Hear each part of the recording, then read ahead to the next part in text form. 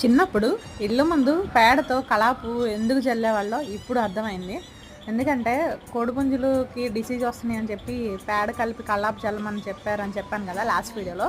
ఇప్పుడు అదే నాకు అంటే చాలా ఉపయోగపడింది. ఇది చల్లడం వల్ల నిజంగా ఒక్క పుంజుతోనే ఎఫెక్ట్ అనేది నష్టం అనేది తగ్గిందనమాట. ఈ మిగిలిన పుంజులకు కూడా టాబ్లెట్స్ మెడిసిన్ ఇవ్వడం వల్ల ఎలాంటి ఎఫెక్ట్ అయితే లేదు. అన్ని పుంజులు సేఫ్గా ఉన్నాయి.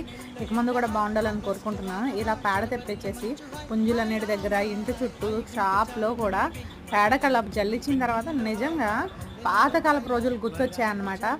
అసలు పేడ కలిపేసి కల్లాపు జల్లుకుంటే ఎంత బాగుంటాయి వరండాలు కానీ వాకిళ్ళు కానీ. ఇప్పుడు అసలు అలా కల్లాపు జల్లే వాకిళ్ళు కానీ అసలు ఏమీ కనిపించట్లేదు. కుదిరినప్పుడల్లా నిజంగా నేను ఇలా తెప్పించి జల్లిస్తాను. నిజంగా చాలా అంటే చాలా ప్రశాంతంగా అనిపించింది అనమాట కల్లాపు జల్లిన తర్వాత, కోళ్ళని చూసిన